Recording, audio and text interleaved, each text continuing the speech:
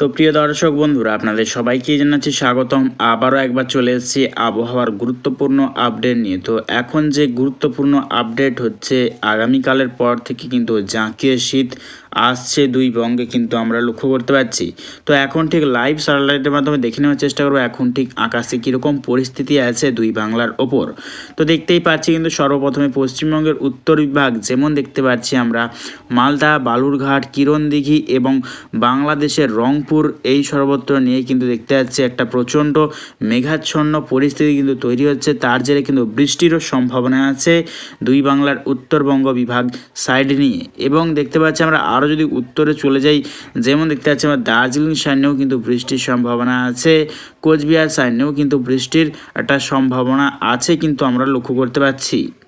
এবং দক্ষিণ বিভাগে যদি চলে যাই, যেমন দেখতে পাচ্ছি আমরা বাঁকুড়া, আর দেখতে পাচ্ছি আর বর্ধমান, আরামবাগ, চন্দ্রকোনা এই সর্বত্র নিয়ে দেখতে পাচ্ছি আংশিক কিন্তু মেঘাচ্ছন্ন হয়ে আছে, সেরকমভাবে কিন্তু কোনো বৃষ্টির কিন্তু কোনো সম্ভাবনা নেই।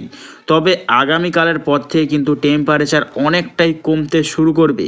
দেখতে পাচ্ছি কিন্তু উত্তরের শীতল হাওয়া কিন্তু প্রচণ্ড পরিমাণে প্রবেশ করছে, তার জেরে কিন্তু আগামীকাল থেকে কিন্তু প্রচণ্ড ঠান্ডাটা বাড়ার সম্ভাবনা আছে। দেখতেই পাচ্ছি আমরা ঠিক পশ্চিমবঙ্গের দক্ষিণবঙ্গ বিভাগ এবং উত্তরবঙ্গ বিভাগে দেখে নেওয়ার চেষ্টা করব।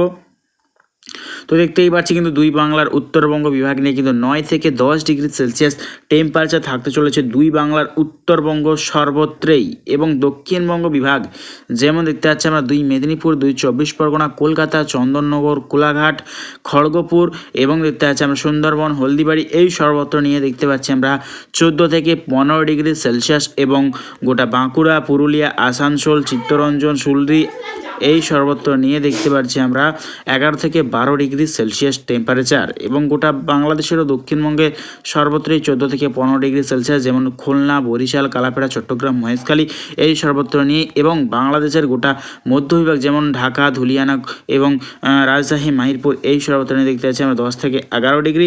এবং আরও উত্তরে যদি চলে যায় দেখতে পাচ্ছি আমরা 9 থেকে 10 ডিগ্রি সেলসিয়াস টেম্পারেচার থাকতে চলেছে। তো ঠিক এই ঠান্ডা কতদিন থাকার সম্ভাবনা আমরা দেখে নেওয়ার চেষ্টা করব। তো দেখতেই পাচ্ছেন এই ঠান্ডাটা ঠিক রবিবার 11ই ফেব্রুয়ারি অবধি কিন্তু থাকার সম্ভাবনা আছে। তারপর দেখতে পাচ্ছি কিন্তু আবারও একবার কিন্তু নিম্নচাপের সম্ভাবনা দেখতেই পাচ্ছি আমরা, নিম্নচাপের আবারও একবার কিন্তু সম্ভাবনা আছে।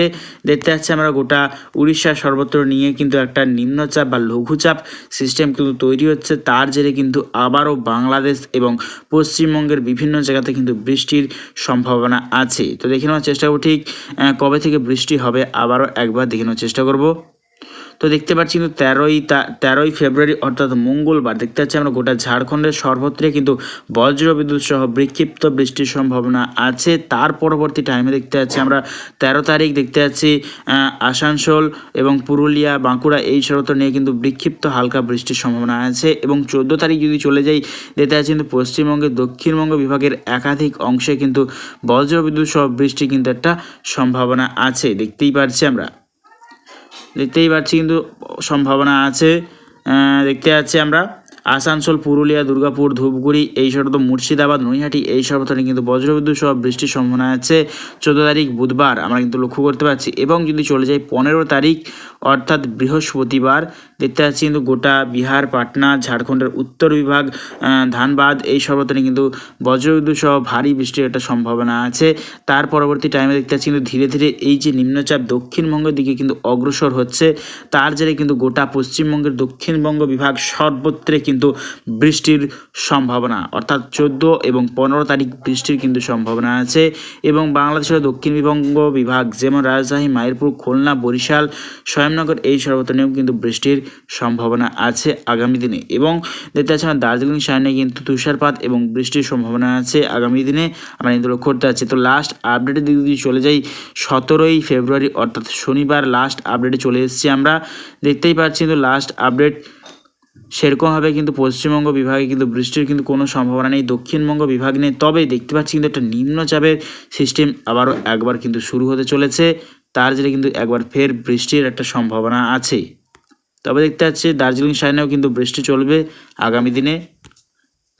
তো প্রিয় দর্শক বন্ধুরা, ভিডিও যদি ভালো লাগে থাকে একটা লাইক অবশ্যই করবেন এবং সাবস্ক্রাইব করবেন। তো আজ এটুকুটাই।